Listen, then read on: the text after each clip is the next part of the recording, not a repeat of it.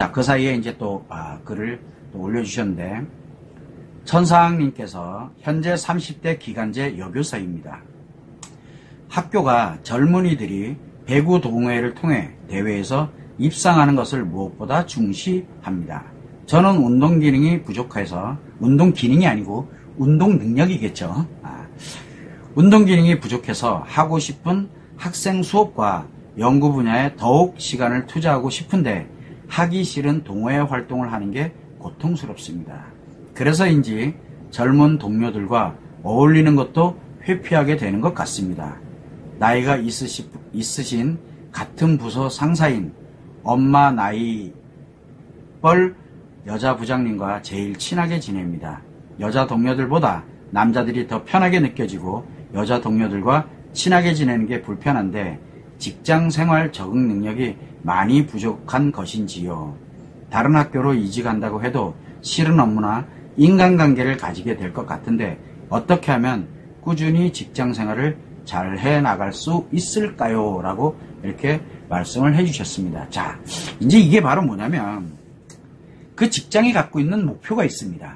직장이. 그래서 그 직장은 직장이라 그러니까 우리가 꼭 회사를 얘기하고 있는 건 아닙니다. 학교도 하나의 직장입니다. 저한테. 예를 들어서 학교도 직장이 되는 거고 내가 공무원이다. 공무원이 출근하고 있는 그곳이 직장입니다. 그래서 공공기관이다 뭐다 그건 중요한 게 아니에요. 내가 내 가치를 추구하기 위해서 일을 하기 위해서 가는 그곳이 곧 직장인 겁니다. 자, 이 직장들은 이유야를 막론하고 뭘 가지고 있냐면 직장이 추구하고자 하는 목표, 목적이 있습니다. 그러다 보니까 그 목표와 목적을 향해서 무엇이 움직이냐면 조직이 움직이고 조직 전체가 움직입니다. 그렇게 움직이게 되고 그 다음에 인사, 즉 사람이 움직이게 되고 거기에 따르는 인건비가 됐든 뭐가 됐든 움직이려면 돈이 필요하거든요. 즉 경제가 움직이게 되고 그런 가운데서 만들어지는 이 친목관계, 업무의 효율성을 높이기 위해서 개인의 행복 추구를 위해서 그런 직장의 문화와 직장 환경이 만들어져 가게 됩니다. 이게 종합적으로 어울려지는 거거든요. 자, 그런데 개인의 입장에서 보게 되면 자기의 자아 실현이거든요. 그러다 보니까 자기의 자아 실현이다 보니까 내가 행복한 게 중요한 거예요. 자, 그러다 보니까 이 직장의 목표, 목적과 그 다음에 내 개인이 갖고 있는 목적이 부딪히면 어떻게 됩니까?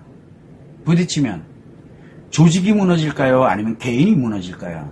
그러다 보니까 개인이 어려움을 겪게 되는 겁니다. 부딪힌다는 얘기죠. 자, 그러면 거기서 벗어났어.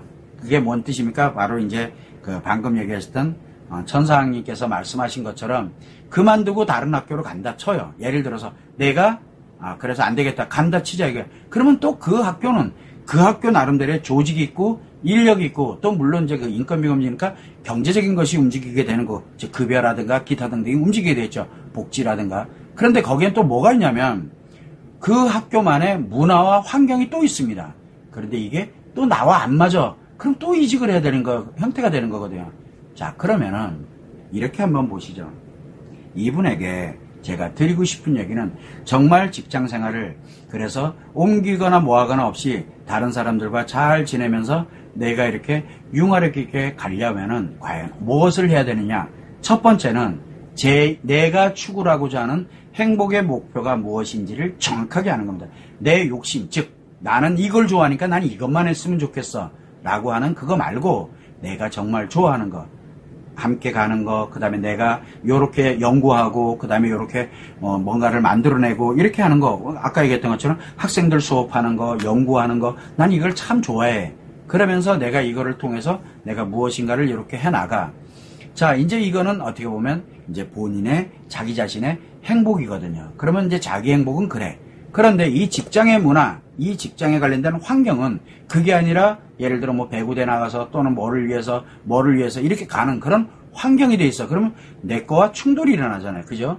그러면 내 거를 원활하게 가져가려면 과연 이 문화와 어떻게 조화를 이루는 게 좋을 것이냐. 조화를 얘기하는 겁니다. 배제를 하는 게 아니에요.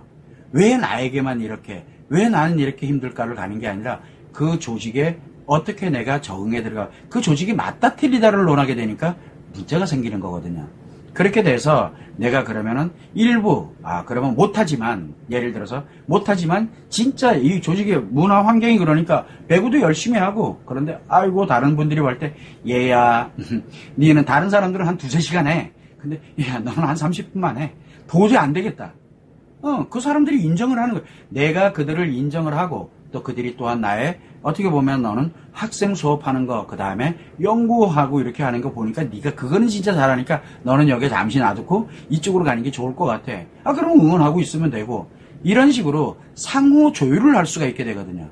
그런데 그거에 대해서 내 마음 안에서 내하고 안 맞으니까 불평불만이 만들어지게 되면은 그때부터는 대립이 생기게 생각하면서 결국은 본인에게 어려움이 발생을 합니다. 그러나 이 조직은 회원님 한 명이 있고 없다 그래서 안 돌아가고 그러는 게 아니거든요. 직장이라는 게 원래 그렇습니다. 그래서 방금 제가 말씀드린 거는 직장의 목표와 이 목적을 향해서 그렇게 가고 있는 조직, 인사, 자금, 그리고 거기에 플러스 문화와 환경에 관련되어 있는 이 부분이 있는데 내 개인에 관련되는 행복 추구가 어떻게 조율을 할 수 있는지를 한번 연구를 해보시게 되면 방법을 조금은 한 번쯤은 생각해 볼 수 있고 또 하나는 내가 지금 받고 있는 스트레스와 상처에 관련되는 부분이 많이 완화될 겁니다.